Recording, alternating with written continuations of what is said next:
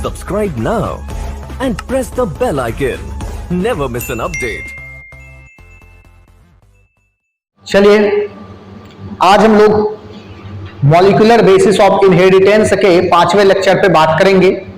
इससे पहले हम लोगों ने मॉलिक्यूलर बेसिस ऑफ इनहेरिटेंस के 4 लेक्चर्स को कवर किया है, जिसमें हम लोगों ने जेनेटिक मटेरियल, डीएनए किस तरह से जेनेटिक मटेरियल है, प्रोटीन को जेनेटिक मटेरियल के लिस्ट से बाहर क्यों किया गया, इसके साथ ही डीएनए का स्ट्रक्चर, डीएनए का अकरेंस, डीएनए का लेंथ, इन सारी बातों का चर्चा पीछे के 4 लेक्चर में किया गया है। डीएनए का डबल हेलिक्स मॉडल और इसके साथ ही न्यूक्लियोसोम मॉडल के बारे में डिस्कस कर लिए हैं। लास्ट क्लास में यानी कि चौथे क्लास में हम लोग डीएनए रेप्लिकेशन का जो है प्रोसेस शुरू किए, जिसमें हम लोगों ने इंट्रोडक्शन और मैकेनिज्म के बारे में बात किया। आज हम लोग जो इस डीएनए के रेप्लिकेशन का मैकेनिज्म यानी कि मशीनरी और जो एंजाइम, कौन सब एंजाइम इसमें भाग लेता है, पार्टिसिपेट करता है और किस तरह से ये एंजाइम डीएनए के रेप्लिकेशन का कार्य करता है, इन सारे टॉपिक्स के बारे में आज हम लोग डिस्कस करेंगे। यानी कि फिर से हमारा टॉपिक यही रहेगा, DNA replication. DNA replication topic हमारा यही है, डीएनए रेप्लिकेशन। कल वाले ही टॉपिक को फिर से जो है रेप्लिकेशन, कल वाले ही टॉपिक को कंटिन्यू किया जा रहा है। इसमें हम लोगों को ये देखना है आज कि मैशिनरी क्या इसका और एंजाइम कौन सा एंजाइम इसमें पार्टिसिपेट करता है, मैशिनरी क्या है और कौन सा एंजाइम इसमें पार्टिसिपेट करेगा, इसके बारे में आज हम लोग बात करेंगे। लेकिन इसको शुरू करने से पहले अगर आप चैनल पे नए हैं तो चैनल को लाइक, शेयर और सब्सक्राइब करना बिल्कुल नहीं भूलेंगे, ताकि आगे आने वाले वीडियो का नोटिफिकेशन आपको मिलता रहे। चलिए देखेंगे जरा डीएनए के रेप्लिकेशन में मैशिनरी और एंजाइम। तो सबसे पहले आप ये समझिए, बायोटेक्नोलॉजी में इन सारे एंजाइम्स के बारे में हम लोगों ने एक बार बात कर लिया है। आज हम लोगों को फिर से उसी को रिकैप करना है कि किस तरह से कौन सब एंजाइम वहां पर किस तरह से कार्य कर रहा था और वो किस तरह से कार्य कर रहा था। बायोटेक्नोलॉजी पढ़ते समय आपको ये बताया गया है कि किस तरह से डीएनए पॉलीमरेज काम कर रहा है, हेलिकेज काम कर रहा है, टोपोआइसोमेरेज काम कर रहा है, गाइडेज काम कर रहा है। इन सारे एंजाइम्स को फिर से आज हम लोग देखेंगे और वहां पर आपको केवल ये कह दिया जा रहा था कि ओरिजिन ऑफ रेप्लिकेशन से काटा जाएगा, इस तरह से कट रहा है, यहां से 5 डैश एंड, यहां से 3 डैश एंड। आज के लेक्चर में वो सारा कंसेप्ट आपका यहां क्लियर होगा कि किस तरह से ये सारा काम चल रहा है। तो चलिए शुरू करेंगे डीएनए रेप्लिकेशन को। तो DNA replication is a complex multi step process that requires a number of enzyme, protein factor and metal ions. यानी कि डीएनए का जो रेप्लिकेशन है वो सिंगल स्टेप नहीं है, वो मल्टीपल स्टेप यानी कि कई स्टेप में जाकर के क्या होता है, पूरा होता है, जिसमें आपको कई तरह का एंजाइम चाहिए, जैसे डीएनए पॉलीमरेज चाहिए, टोपोआइसोमेरेज चाहिए, गाइडेज चाहिए, हेलिकेज चाहिए, ये सारा एंजाइम चाहिए। इसके साथ ही आपको अलग अलग तरह का प्रोटीन चाहिए और प्रोटीन के साथ ही आपको मेटल आयंस भी चाहिए। चलिए यूकैरियोट्स में अगर हम लोग बात करें तो ये न्यूक्लियस में होगा, एस फेज, सेल डिवीजन के एस फेज के समय, सेल साइकिल के एस फेज में, और प्रोकैरियोट में ये क्या होता है कि साइटोप्लाज्म में होता है, क्योंकि हम लोग पहले से जान रहे हैं कि प्रोकैरियोट में कभी भी न्यूक्लियस नहीं होता है। तो आपको यहां ये लिखना है, ये देखना है कि इन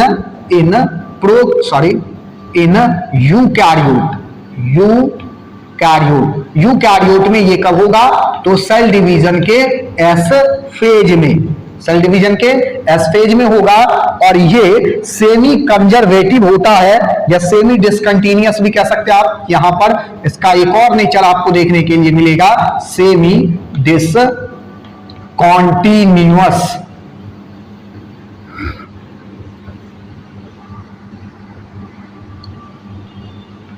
सेमी डिसकंटिन्यूअस आपको देखने के लिए मिलता है ये यूकैरियोट में। लेकिन प्रोकैरियोट में प्रोकैरियोट में ये सेमी डिसकंटिन्यूअस नहीं मिलेगा आपको। प्रोकैरियोट में क्या होता है कि ये आपको मिलेगा साइटोप्लाज्म में, साइटोप्लाज्म में। और यहां आपको याद रखना है कि यहां पर ये न्यूक्लियस में होता है ये सारा कार्य।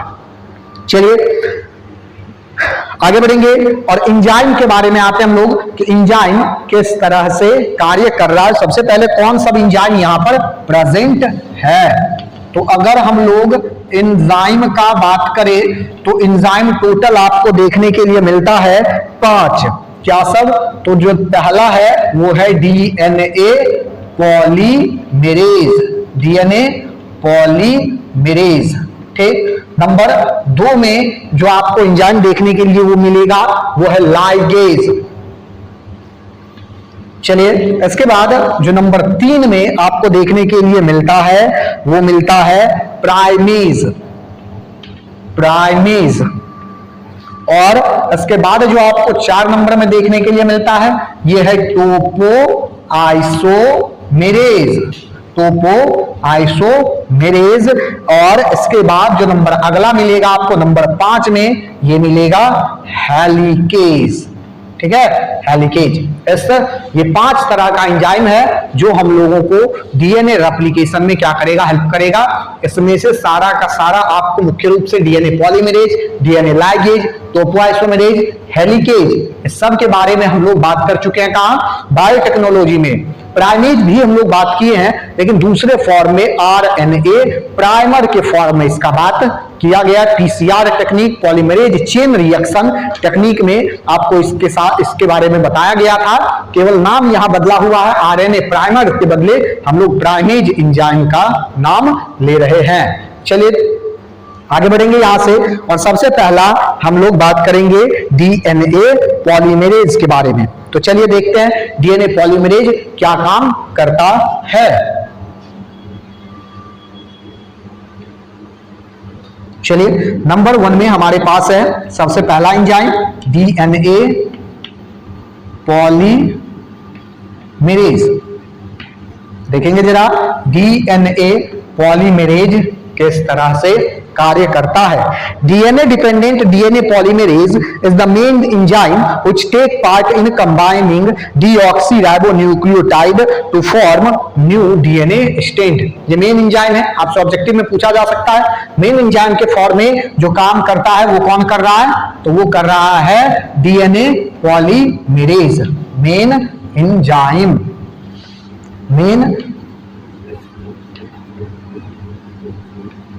मेन एंजाइम के रूप में जो काम कर रहा है वो कौन है? तो वो है आपका DNA polymerase enzyme. DNA polymerase सबसे पहले कॉर्नबर्ग के द्वारा ढूंढा गया था, इसलिए हम लोग इसको कॉर्नबर्ग एंजाइम के नाम से भी जानते हैं। चलिए आगे बढ़ेंगे। डीएनए पॉलीमरेज जो है ये प्रोकैरियोट्स में अगर हम लोग बात करें तो ये 3 टाइप का डीएनए पॉलीमरेज प्रेजेंट है जो हम लोग प्रोकैरियोट से ही निकाल रहे हैं। डीएनए पॉलीमरेज को, पॉलीमरेज एंजाइम को 3 पार्ट में डिवाइड किया गया है। अगर आपको याद होगा तो पॉलीमरेज 1, पॉलीमरेज 1, 2 और 3। अगर आपको बायोटेक्नोलॉजी थोड़ा सा भी याद हो तो यहां पर आपको बताया गया था कि जो डीएनए पॉलीमरेज 1 है, जो 1 है वो क्या होगा कि जैसे अगर ये डीएनए है तो यहां पे पहचाना तो काफी दूर जाकर के काटेगा।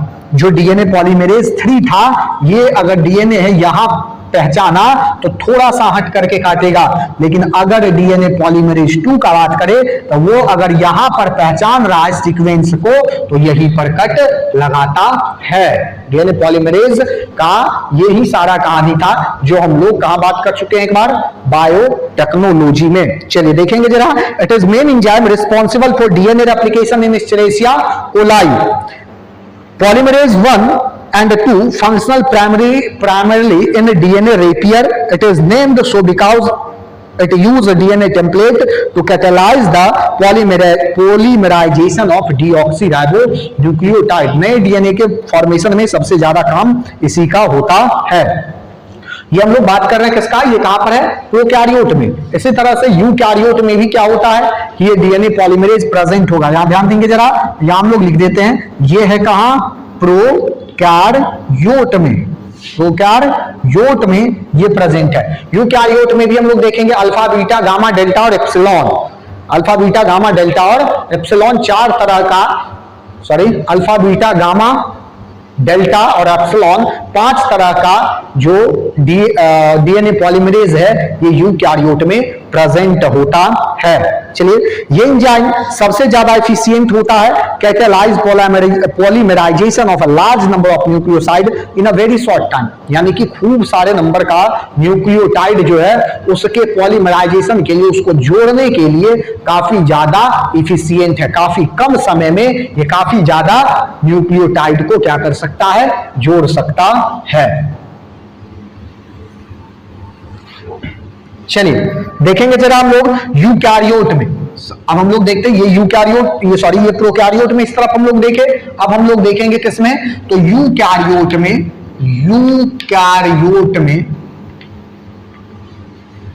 किस तरह से या कितना टाइप का जो एंजाइम है डीएनए पॉलीमरेज वाला वो प्रेजेंट है। याद रखना alpha beta gamma delta, alpha beta gamma delta और इसके बाद epsilon. Alpha beta gamma delta और एप्सिलॉन, ये पांच टाइप का एंजाइम आपके पास यूकैरियोट में देखने के लिए मिलता है, जिसमें अल्फा का काम होता है polymerase alpha, polymerase beta, polymerase gamma, polymerase delta और पॉलीमरेज एप्सिलॉन। इसका काम है, सबसे पहला इसका काम है इनिशिएशन। यहां ध्यान देंगे, ये सब आपको याद ही करना पड़ेगा। इनिशिएशन ऑफ रेप्लिकेशन, यानी कि रेप्लिकेशन का जो इनिशिएशन होगा वो कौन करेगा, अल्फा। बीटा का काम क्या होगा, डीएनए रिपेयर का काम होता है किसका, तो बीटा का। बीटा का काम क्या होगा, डीएनए रिपेयर। इसका काम क्या होगा, पॉलीमरेज गामा का काम हो जाता है mitochondrial DNA repair. Mitochondrial DNA repair. Mitochondrial जो डीएनए, माइटोकॉन्ड्रिया में जो डीएनए है उसको रिपेयर करने का काम कौन करेगा, गामा। डेल्टा का काम क्या होगा, रेप्लिकेशन एक्टिविटी को जो कंट्रोल करता है, रेप्लिकेशन एक्टिविटी को ये कौन करता है, तो डेल्टा एक्टिविटी। और इसके बाद जो लास्ट में है एप्सिलॉन का काम हो जाता है polymerase activity of HeLa cell. Polymerase activity of HeLa cell,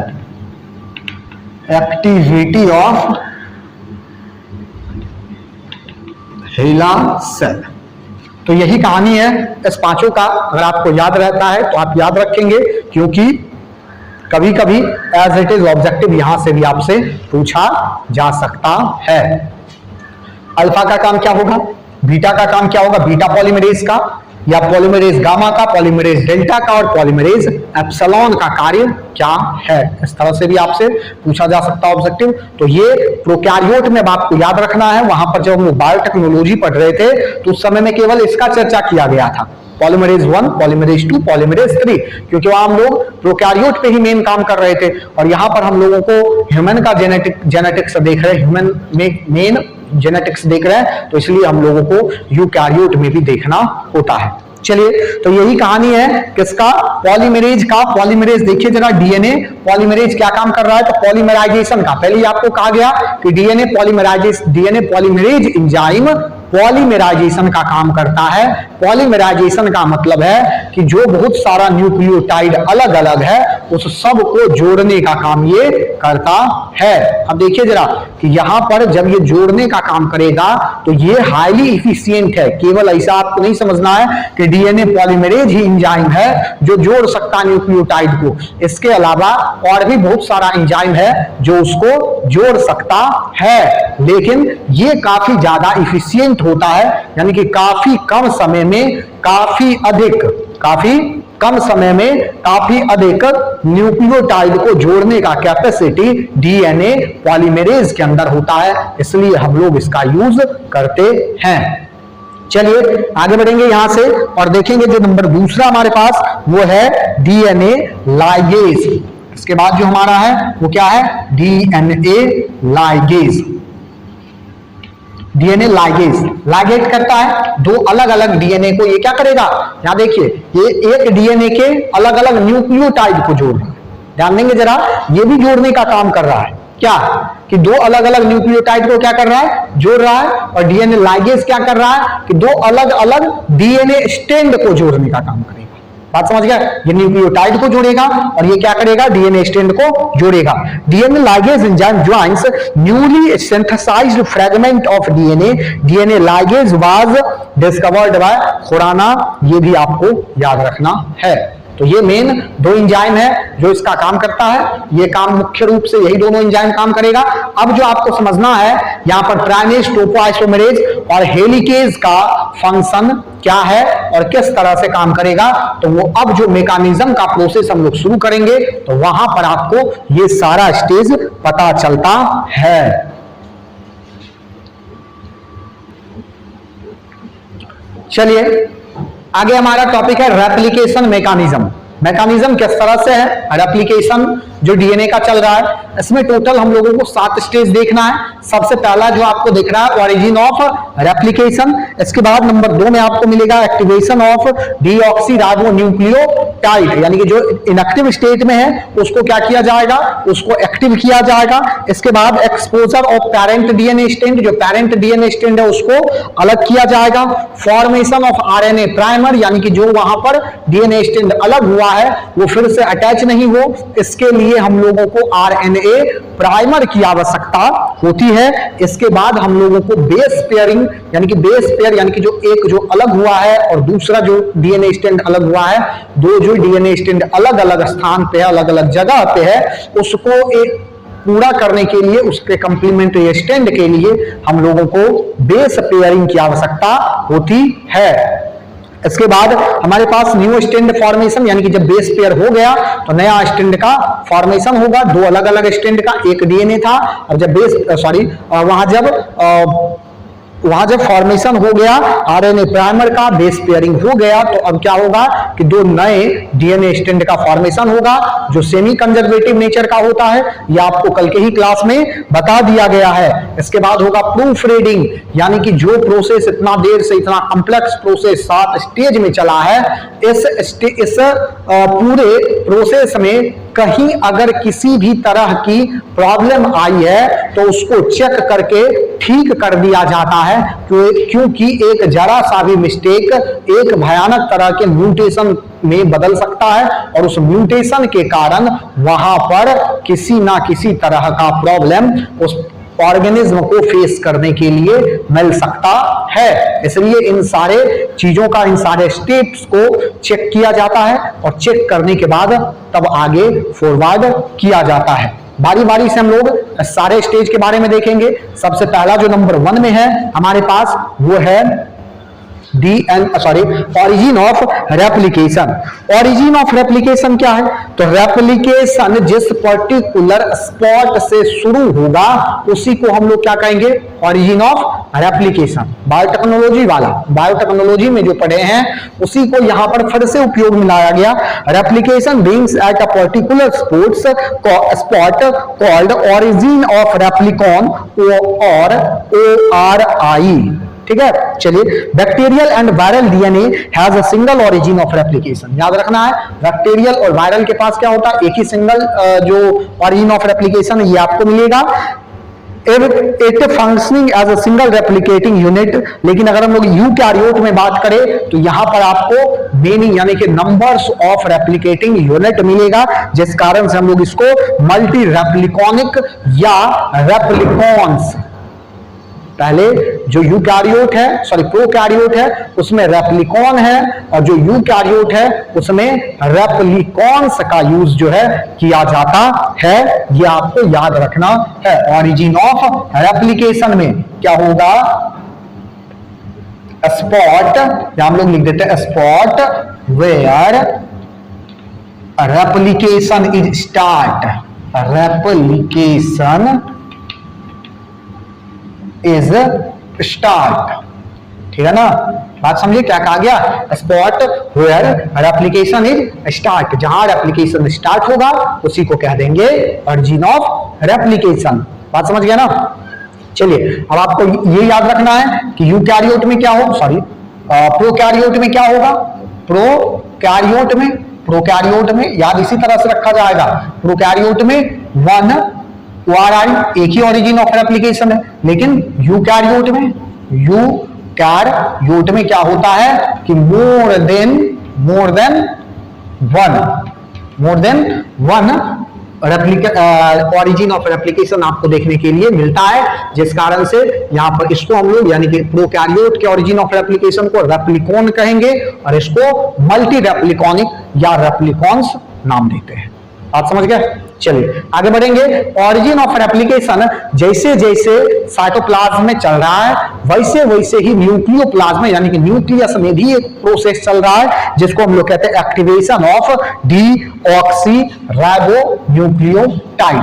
number 2 में हमारा जो टॉपिक होगा यानी कि जो दूसरा स्टेज इस और रेप्लिकेशन मैकेनिज्म का होगा वो होगा क्या, तो वो होगा activation of deoxy ribonucleotide. Activation of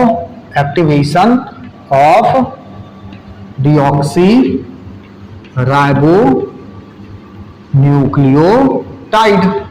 इस राइबोन्यूक्लियोटाइड का होगा एक्टिवेशन, मतलब पहले ये क्या होता है इनएक्टिव फॉर्म में है, अब इसको क्या करना है एक्टिव फॉर्म में लाना है। ध्यान देंगे यहां पर जो एंजाइम काम कर रहा है वो एंजाइम है फॉस्फोराइलेज और एनर्जी। फॉस्फोराइलेज एंजाइम जो है वो एनर्जी के प्रेजेंस में क्या करती है कि डीऑक्सी राइबोन्यूक्लियोटाइड के इनएक्टिव फॉर्म को एक्टिव फॉर्म में बदलती है। चलिए 4 टाइप का हमारे पास जो है डीऑक्सी राइबोन्यूक्लियोटाइड होता है। क्या सब है, तो सबसे पहले हम लोग देखेंगे जो हमारे पास है इस तरह से। सबसे पहले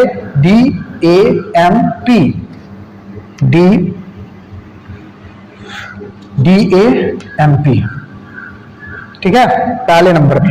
दूसरे नंबर में हमारे पास एंजाइम है DGTP। तीसरे नंबर में एंजाइम है हमारे पास DGMP, इनएक्टिव है ना DGMP। तीसरे नंबर में जो हमारे पास एंजाइम है ये DCMP, ठीक है। और चौथे नंबर में जो हमारे पास एंजाइम है ये है, अभी बता रहे हम लोग देख रहे हैं बात कर रहे हैं इस पे, ये सारा है क्या, इसका फुल फॉर्म अगर आपको लिखने का मन है तो आप लिख सकते हैं कि इसका फुल फॉर्म यानी कि DAMP, DGMP, DCMP, DTMP, ये सारा डीऑक्सी राइबोन्यूक्लियोटाइड है जो इनएक्टिव फॉर्म में है, जो क्या है इनएक्टिव फॉर्म में है, जिसमें DGMP का मतलब है deoxy adenosine monophosphate, deoxy adenosine monophosphate. उसके बाद deoxy guanosine monophosphate, deoxy cytidine monophosphate और यहां पर डीऑक्सी थायमिडिन मोनोफॉस्फेट, ठीक है। ये जो मोनोफॉस्फेट है अब इसको बदला जाएगा किसमें, तो ट्राइफॉस्फेट में एक्टिवेट हो गए। ध्यान देंगे जरा, क्योंकि एनर्जी जो हम लोगों को मिलना है वो तो ट्राइफॉस्फेट के फॉर्म में। बात समझे या नहीं। तो यहां हम लोग इस तरह से इसको लिखेंगे कि ये जो सारा प्रोसेस है यहां पर हम लोग लिखते हैं कि एंजाइम है कौन सा, फॉस्फोराइलेज एंजाइम। आप देखिए इसका फुल फॉर्म रट्टा लगाने का आपको आवश्यकता नहीं है, ना इसका फुल फॉर्म में रट्टा लगाने का आवश्यकता है और ना ही ये किसमें चेंज हो रहा है वो रट्टा लगाने की आवश्यकता है। ये ऑटोमेटिक अभी देखोगे ना तुरंत ये क्या होगा चेंज हो जाएगा, आपको याद हो जाएगा। इसके बाद एनर्जी लिया, ठीक है, एनर्जी लिया तो ये जो है DAMP ये बदल जाता है DATP में, ठीक है, डीऑक्सीनेज ट्राइफॉस्फेट। इसके बाद ये जो DGMP है ये DGTP में बदलेगा और ये DCMP जो है ये DCTP में बदलेगा और ये जो DTMP है ये DTTP में बदलता है। देखो यहां है कुछ नहीं, ये जो कहानी कहा गया है एक्टिवेशन ऑफ डीऑक्सी राइबोन्यूक्लियोटाइड, यहां है क्या कि ये 4 तरह का नाइट्रोजनस बेस है, एडेनिन, ग्वानिन, साइटोसिन, थायमिन।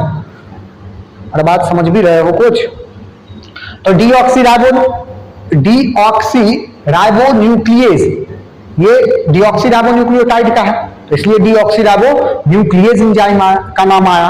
और ये एडेनिन, ग्वानिन, ग्वानोसिन, साइटिडीन और थायमिन, ठीक है। और इनएक्टिव फॉर्म में तो मोनोफॉस्फेट है सारा। अब ये जब एक्टिव होगा तो एनर्जी किस फॉर्म में मिलता है? ट्राई वाले फॉर्म में ना, एटीपी मिलता है, एडिनोसिन ट्राइफॉस्फेट मिलता है ना। जब ये एटीपी टूटता है तो एडीपी में बदल जाता है, तो फिर वो क्या हुआ? इनएक्टिव फॉर्म में चला गया ना। एटीपी जब टूटता है, देखो ध्यान दो, एटीपी जब टूटा तो किस में बदला? एडीपी और 2 फॉस्फेट। तो एडीपी क्या है? इनएक्टिव फॉर्म है ना। तो यहां पर वही चल रहा है कि यहां पर देखिए कि ये मोनो है, वहां हम लोग डाई का बात करते हैं, यहाँ ये मोनो स्टेट में है। तो डाई जब इनएक्टिव था तो मोनो भी तो होगा, तो इसके बाद यहाँ ये क्या होगा? बदलेगा, deoxy ribonuclease, adenosine ट्राइफॉस्फेटेज, guanosine ट्राइफॉस्फेटेज, cytidine ट्राइफॉस्फेटेज और थायमिडीन ट्राइफॉस्फेटेज। बात समझ गए? तो बस यही कहानी है। यहां पर ये सब्सटेंस, यहां पर ये फॉस्फोराइलेज और एनर्जी के प्रेजेंस में क्या होता है? ये बदल जाता है। चलिए, जो हमारे पास अगला टॉपिक है, सॉरी अगला जो स्टेज है इस प्रोसेस का, वो तीसरा है exposure of parent DNA strand. यहां हम लोग देखते हैं जरा, यहां पर हम लोग देखेंगे नंबर 3 में, exposure of DNA strand, DNA strand. देखिए जरा ध्यान दीजिए, एक्सपोजर ऑफ डीएनए स्ट्रैंड, तीसरा स्टेज हमारे पास यही है। चलिए, एक्सपोजर ऑफ डीएनए स्ट्रैंड में क्या चल रहा है? चलिए, यहां पर अब हमारे पास जो तीसरा स्टेज है इस डीएनए रेप्लिकेशन के मैकेनिज्म का, वो है एक्सपोजर ऑफ डीएनए स्ट्रैंड। यानी कि जो डीएनए स्ट्रैंड है उसका होगा एक्सपोजर। यानी कि कहने का मतलब ये कि अगर जैसे मान लेते हैं कि ये हमारा डीएनए है, तो ये क्या होगा कि ऊपर वाले हिस्से से इस तरह से खुलना शुरू होगा, जैसे इस तरह से। देखिए जरा, ये अगर हमारा डीएनए है तो ये क्या होगा कि इस तरह से थोड़ा सा हिस्सा जो है ये क्या होगा? पहले खुला, इसके बाद ये नीचे वाला पोर्शन क्या होगा? बंद रहेगा। फिर ये थोड़ा सा और नीचे आएगा, फिर ये क्या होगा? थोड़ा सा और नीचे आएगा, यहां खुलेगा, यहां तक खुलेगा। फिर यहां पर ऐसे समझिए आप जरा, यहां तक खुला ना, अब ये क्या होगा? और नीचे आया, और नीचे आया, और थोड़ा सा हिस्सा इसका बच गया। बात समझ गया? फिर ये धीरे धीरे करके पूरा हट जाएगा, खुल जाएगा। बात समझ गया? डीएनए एक्सपोजर, यही डीएनए एक्सपोजर कहने का मतलब यही है। देखेंगे जरा क्या कहा जा रहा है, exposure of DNA strand. Exposure of DNA strand में क्या मतलब है ये समझेंगे। एंजाइम हेलिकेज, ध्यान देंगे जरा, तीसरा एंजाइम का यूज हो गया हेलिकेज एंजाइम, अभी जो आपका छूटा था हेलिकेज एंजाइम। तो enzyme helicase acts over the origin of replication site and unbind the 2 strand of DNA by destroying hydrogen bond. यहां देखिए जरा, इसके बीच क्या है? नाइट्रोजनस बेस है ना, इसके बीच क्या नाइट्रोजनस बेस है, जो आपको वाटसन एंड क्रिक का मॉडल कह रहा था कि एडेनिन थायमिन साइटोसिन ग्वानिन, आइडेनिन और थायमिन के साथ डबल हाइड्रोजन बॉन्ड और ग्वानिन और साइटोसिन के साथ ट्रिपल हाइड्रोजन बॉन्ड अटैच होता है। ये वाला स्ट्रक्चर बताया गया था ना डीएनए का, यहां पर इस तरह से देखिए जरा,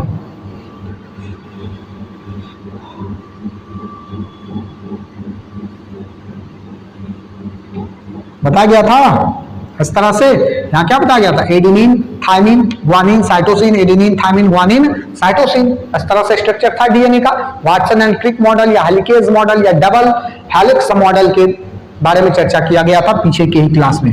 तो यहां पर ये जो है इस तरह से ये क्या होगा कि ये जो डीएनए है ये धीरे धीरे खुलता चला जाएगा। पहले ये वाला सिरा खुलेगा, फिर ये खुलेगा, तब तक इधर वाला बंद है, फिर ये खुलेगा, तब तक यहां तक का बंद है, और धीरे धीरे उसके बाद दोनों स्ट्रैंड क्या होगा? अलग अलग हो जाएगा। Hydrogen bond unbinding the DNA molecule into 2 strand result in formation of Y-shaped structure called replicon fork। ये जो स्ट्रक्चर आपको दिख रहा है ये डीएनए रहा, ये रहा डीएनए। अब ये Y-shaped स्ट्रक्चर में परिवर्तित हुआ, चेंज हुआ, इसको कह देंगे क्या? इसको हम लोग कह देंगे रेप्लिकॉन फॉर्क। बात समझ गए? चलिए आगे बढ़ेंगे। The exposed single strand are stabilised with the help of single stranded binding protein. ध्यान देंगे जरा कि जब ये खुलेगा तो टेंशन डेवलप होगा दूसरे वाले कंप्लीमेंट्री पे, जैसे ये है यहां तो ये खुलेगा तो इस पे तो टेंशन डेवलप होगा ना, ये और क्वाइल्ड नहीं हो जाएगा।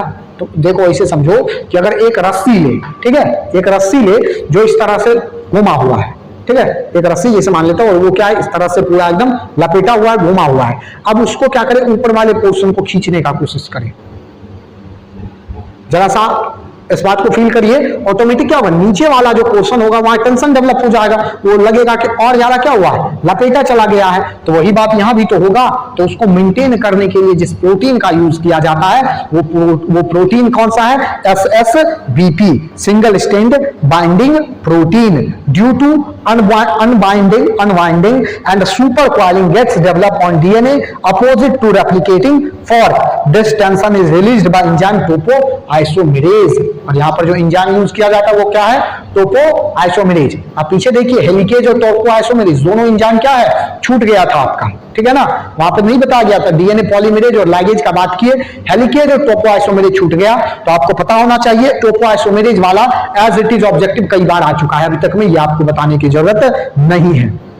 टेंशन जो है यहां पर आपसे ऐसे क्वेश्चन पूछा जा सकता है कि पेरेंट डीएनए स्ट्रैंड के एक्सपोजर के समय जो टेंशन डेवलप होता है उसको खत्म करने के लिए कौन सा एंजाइम यूज किया जाएगा, तो आंसर क्या होगा, टोपोआइसोमेरेज। बात समझ गए? चलिए इसके बाद प्रोकैरियोट में टोपोआइसोमेरेज की जगह गायरेज एंजाइम यूज किया जाता है, ये भी कई बार एग्जाम में आ चुका है। टोपोआइसोमेरेज और गायरेज एंजाइम का काम सेम है, केवल जो टोपोआइसोमेरेज है वो यूकैरियोट में यूज किया जाएगा और गायरेज एंजाइम का यूज कहां होता है, तो प्रोकैरियोट में। अब देखेंगे जरा इसको, जरा आप फिगर से समझेंगे तो और ज्यादा ये क्लियर रहेगा आपको कि किस तरह से ये हो रहा है। अगर मान लेते हैं कि ये हमारा डीएनए है, ठीक है, ये क्या हमारा डीएनए, ठीक है, ये हमारा डीएनए है।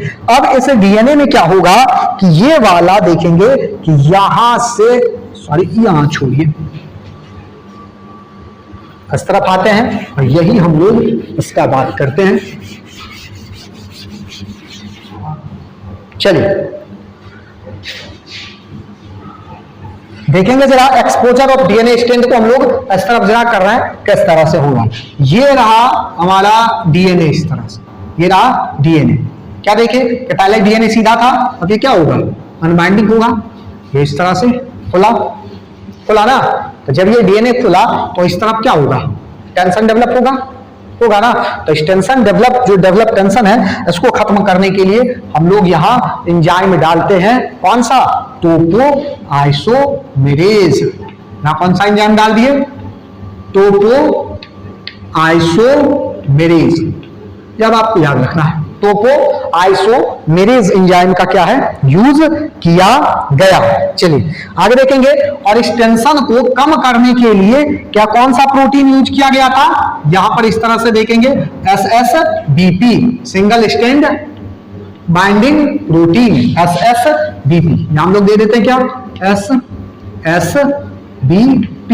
यहां पर भी आप टोपोआइसोमेरेज डाल देंगे, ठीक है। पता चला ये भी केवल क्या हुआ है कि यहां से जो है इस टेंशन को कम करने के लिए, यानी कि ये चिपका मतलब एक लिमिट में रहे और यहां से इस टेंशन को कम करेगा टोपोआइसोमेरेज। बात समझ गए? यहां तक का कहानी क्लियर? चलिए आगे बढ़ेंगे कि अब इसके बाद यहां पर आप अगर देखेंगे तो ये क्या है, ये हमारा parent helix DNA, parent DNA, ये दोनों तो पेरेंट ही ना है। यहां पर और भी आपको याद रखना 5' 3' 5' क्या डीएनए एंटी पैरेलल होता है, वो तो पहले जो वाटसन एंड क्रिक के द्वारा ही कह दिया गया था 1902 में ही। बात समझ गया? चलिए आगे बढ़ेंगे। इसके बाद यहां पर ये जो पोर्शन आपको दिख रहा है, यहां पर ये वाला, ये यहां से यहां से यहां, तो इसको हम लोग नाम देते हैं रेप्लिकेशन फॉर्क। क्या नाम देते हैं इसको हम लोग, रेप्लिकेशन फॉर्क। बात समझ गए? यहां पर अभी हम लोग आगे देखेंगे अब क्या होगा कि आरएनए प्राइमर डालेंगे यहां पर, ठीक है ना। यहां पर क्यों आरएनए प्राइमर क्यों डालेंगे, क्योंकि अगर आपको याद होगा तो बायोटेक्नोलॉजी में कहा गया था कि जब डीएनए सेपरेट होगा तो 90 to 92 डिग्री टेम्परेचर मेंटेन करना पड़ता है, नहीं तो ये डीएनए क्या होगा, चिपक जाता है। याद है ना, पीसीआर टेक्निक में तो आरएनए प्राइमर डालते हैं। तो अब हमारा जो अगला स्टेज होगा वो क्या होगा, फॉर्मेशन ऑफ आरएनए प्राइमर। अगला जो हमारा टॉपिक है वो क्या है, formation of RNA primer.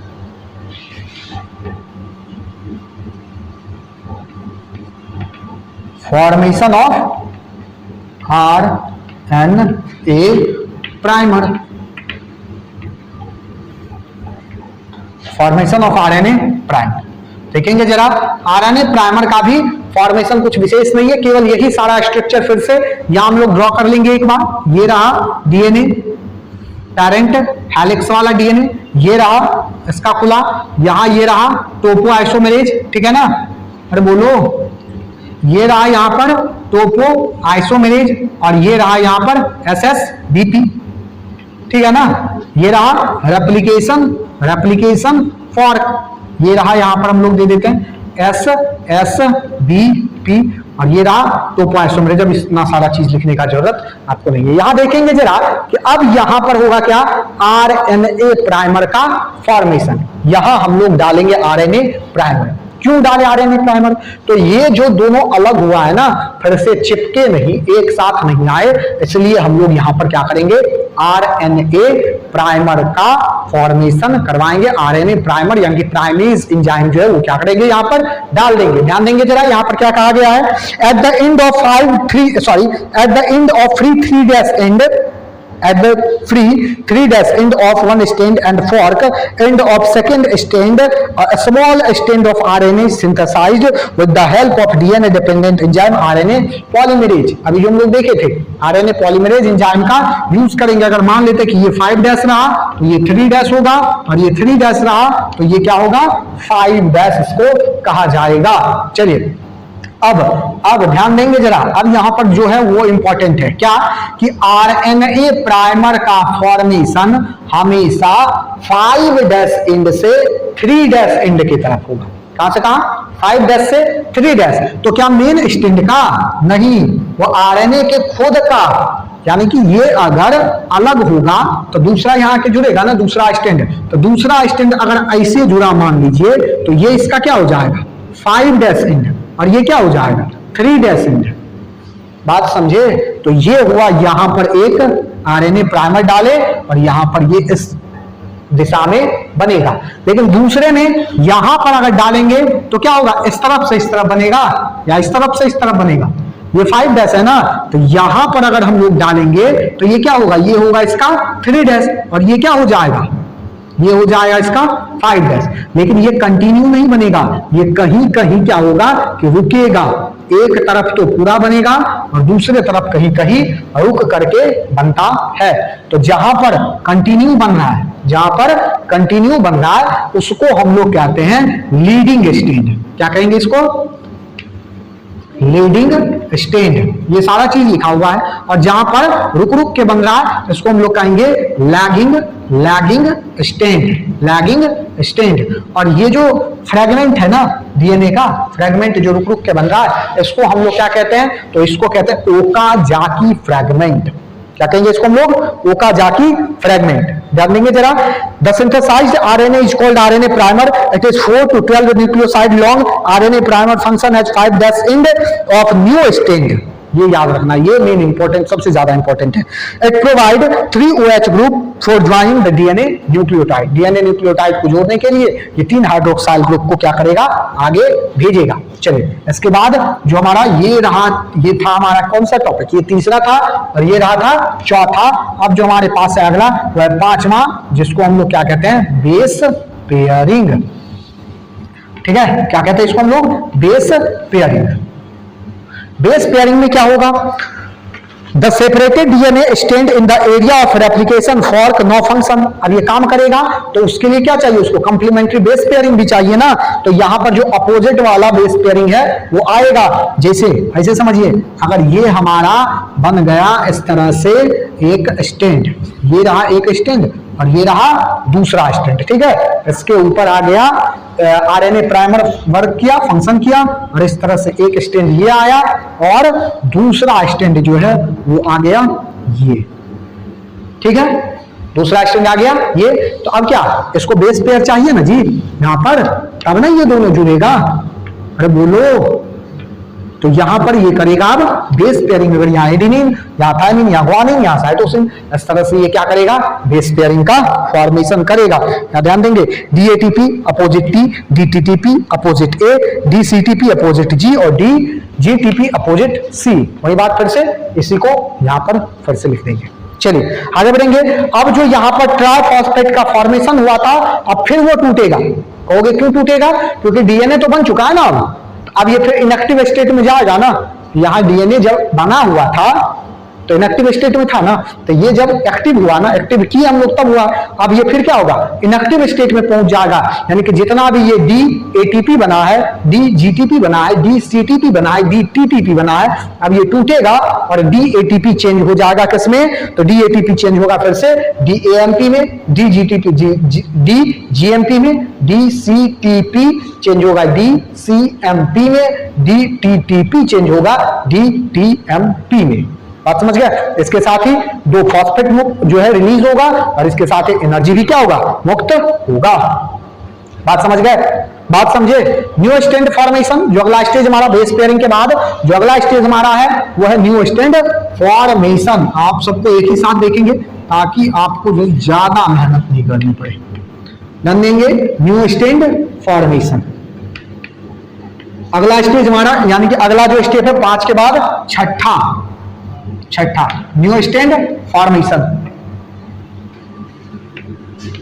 New stand formation के लिए आपको चाहिए क्या क्या, ये जरा समझना है। न्यू स्टैंड फॉर्मेशन के लिए आपको ढेर सारा जो है एनर्जी चाहिए। सबसे पहले डीएनए पॉलीमरेज 3 चाहिए प्रोकैरियोट में, पॉलीमरेज इप्सिलॉन या डेल्टा चाहिए यूकैरियोट में। ये आप लोग पीछे से हम लोग देखते आ चुके हैं, देखते आ चुके हैं, अभी भी कहीं लिखा हुआ ही होगा। ये प्रोकैरियोट में सॉरी पीछे वाले जो है उसमें लिखा हुआ था, ठीक है ना। तो अल्फा सॉरी डेल्टा या एप्सिलॉन चाहिए यूकैरियोट में और प्रोकैरियोट में चाहिए पॉलीमरेज 3 न्यू स्टैंड के फॉर्मेशन के लिए। ये सारा काम होगा किसके प्रेजेंस में, तो magnesium, ATP, TTP, DNA polymerase 3 सब के प्रेजेंस में ये सारा काम होता है। और रेप्लिकेशन प्रोसीड, यानी कि रेप्लिकेशन जब हो चुका है तो new area of parent DNA duplicates unbind and separate so that the replication proceed rapidly. ये रैपिडली ये काम चलते रहेगा। आरएनए प्राइमर को रिमूव कर दिया जाएगा, हटा दिया जाएगा। Two stand of DNA run anti parallel direction, यानी कि ध्यान देंगे जरा, यहां पर जो ये प्रोसेस हुआ था इसको हटा दिया गया। ये जो बना है आरएनए प्राइमर आया ना, आरएनए प्राइमर को हटा दिए, हमारे पास डीएनए स्टैंड आ गया। तो आरएनए प्राइमर क्या करेगा, कोई भी काम इसका नहीं है। न्यू स्टैंड फॉर्मेशन का जो है, न्यू स्टैंड का जो है फॉर्मेशन हो चुका है। चलिए, रेप्लिकेशन इज डिसकंटिन्यूअस ऑन, यही सारा बात लिखा हुआ अभी जो आपको बताया गया है। चलिए, इसके बाद आपके पास लैगिंग स्टैंड और लीडिंग स्टैंड में जो है कुछ डिफरेंस होता है, वो आपको खुद से देख लेना। इसमें कुछ नया चीज आपको देखने के लिए नहीं मिलेगा। जो मेन है, अब हमारा अगला नंबर है वो है proof reading. Proof reading, proof reading क्या? प्रूफ रीडिंग देखिए जरा, The wrong base is sometimes introduced during replication. कभी कभी ऐसा होता है, कभी कभी ऐसा होगा कि डीएनए रेप्लिकेशन के समय गलत जो बेस पेयर है वो एक दूसरे से अटैच हो जाएगा। अब वो तो म्यूटेशन का कारण हो सकता है ना। याद होगा सिकल सेल एनीमिया तो बताए थे कि क्या होगा, 7वें नंबर पर जो हीमोग्लोबिन का जो 7वां नंबर चेन का जो 7वां नंबर था ग्लूटामिन, उसके जगह वैलिन आ गया था, तो सिकल सेल एनीमिया हो गया। अगर इस तरह का प्रॉब्लम ऐसे रेप्लिकेशन में आ जाए, ग्लूटामिन की जगह वैलिन आ जाए, तो बीमारी हो सकता है, म्यूटेशन हो सकता है, अलग अलग तरह का प्रॉब्लम हो सकता है। तो इस तरह का प्रॉब्लम नहीं हो, इसको खत्म करने के लिए हम लोगों के पास एक नया टेक्निक है जिसको प्रूफ रीडिंग कहते हैं। ध्यान देंगे, द फ्रीक्वेंसी इज 1 in 10,000। 10,000 में से किसी एक में हो सकता है, लेकिन हो तो गया। अब मान के चलो गलती उसका कुछ नहीं था, जरा सा मिस्टेक जो भारी पड़ सकता है उस आदमी पे, तो इसलिए DNA polymerase 3 is able to sense the same. अब डीएनए पॉलीमरेज 3 का काम क्या है, इस गलती को पकड़ेगा कि यहाँ पर क्या है, ये गलत बात है, यहाँ पर इस तरह का कहानी, इस तरह का बेस पेयरिंग नहीं होना चाहिए था। बात समझ गए? चलिए आगे बढ़ेंगे, लेकिन कभी कभी ये गलत होता है, अभी देखेंगे आगे। It goes back, remove the wrong base, allow addition to proper base and then proceed forward. आज समझ गए?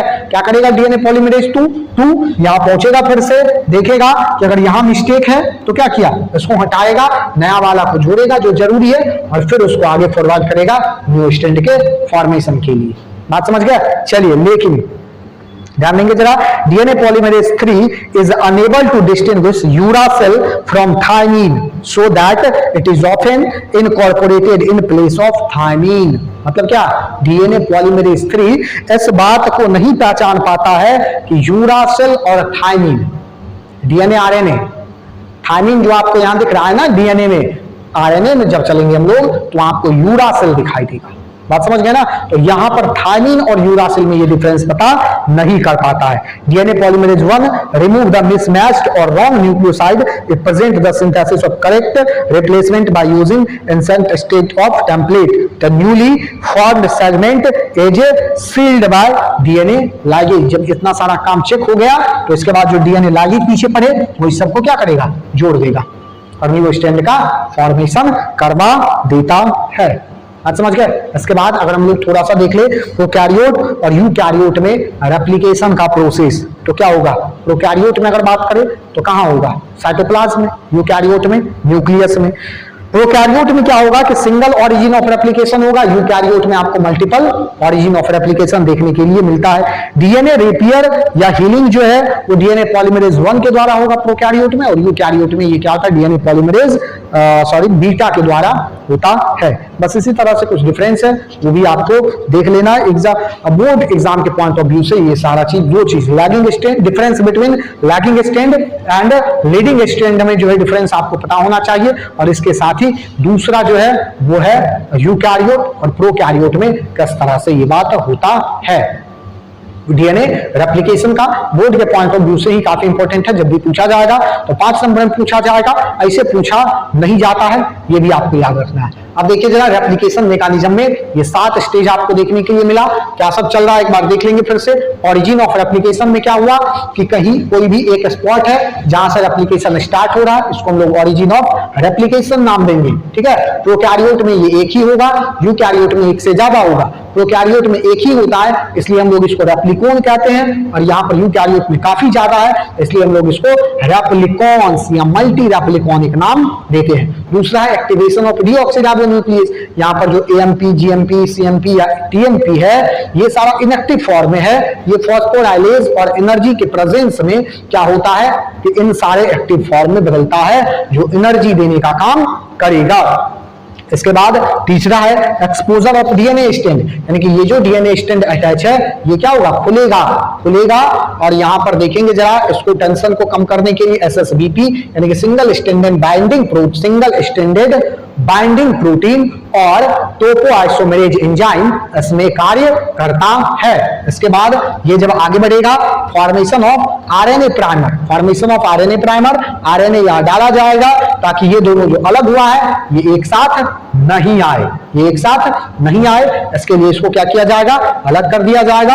और इसके बाद ये क्या होगा, यहां से आगे बढ़ेगा। आपको यहां पर ये याद रखना है कि न्यू स्ट्रैंड का फॉर्मेशन हमेशा 5' से 3' की ओर होगा। जो कंटिन्यू होगा उसको लीडिंग स्ट्रैंड कहेंगे, जो डिसकंटिन्यू होगा उसको लैगिंग स्ट्रैंड कहेंगे। जो लैगिंग स्ट्रैंड होगा वहां पर जो फ्रैगमेंट आपको मिलेगा उसको ओकाजाकी फ्रैगमेंट नाम दिया जाता है। इसके बाद बेस पेयरिंग होगा, यानी कि ये जब डीएनए डाल दिया गया, सॉरी आरएनए प्राइमर डाल दिया गया है, डीएनए स्ट्रैंड का फॉर्मेशन कर देगा, तो यहां पर क्या होगा, इसका बेस पेयरिंग होगा। बेस पेयरिंग के बाद क्या होता है कि न्यू स्ट्रैंड का फॉर्मेशन हो जाएगा, डीएनए प्राइमर को हटा दिया जाएगा और उसके बाद होगा प्रूफ रीडिंग, यानी ये सारा जो प्रोसेस चला है इस प्रोसेस का फिर से एक बार चेकअप होगा, क्विक रिकैप लिया जाएगा कि कहां पर मिस्टेक हुआ है। कहीं अगर मिस्टेक हुआ है तो डीएनए पॉलीमरेज 3 और डीएनए पॉलीमरेज 1 ये दोनों मिलकर के इस मिस्टेक को, इस मिसमैच्ड को ठीक करेगा और ठीक करने के बाद आगे फिर से क्या किया जाएगा, आगे जो है इसके प्रूफ रीडिंग का काम कर दिया जाएगा। जो इनएक्टिव हुआ था, सॉरी जो एक्टिव हुआ था वो फिर से इस फॉर्म में आने के बाद इनएक्टिव फॉर्म में पहुंच जाता है। तो बस यही कहानी है रेप्लिकेशन मैकेनिज्म का ये सारा 7 स्टेज है हमारे पास, जिसके द्वारा हमारा जो डीएनए है उसका एप्लीकेशन पूरा होता है। ऐसे इसके बारे में हम लोग एक बार बायोटेक्नोलॉजी एंड इट्स प्रोसेस में, बायोटेक्नोलॉजी प्रिंसिपल एंड प्रोसेस में इस सारे टॉपिक के बारे में एक बार हम लोगों ने चर्चा किया था। आज फिर से इसका एक बार क्विक रिकैप लिए। आगे आने वाले क्लास में हम लोग जीन के बारे में पढ़ेंगे। आज के लिए इतना ही, तब तक के लिए आगे के क्लास में हम लोग जो शुरू करेंगे जीन, और जीन से रिलेटेड जो भी कुछ टर्म कुछ दिया गया है जिसके बारे में वहां पर आपके साथ डिस्कस किया जाएगा। ये सारा बात हम लोग छठे लेक्चर में करेंगे। आज के लिए इतना ही, तब मिलते हैं आगे आने वाले लेक्चर में। तब तक के लिए जय हिंद, जय भारत।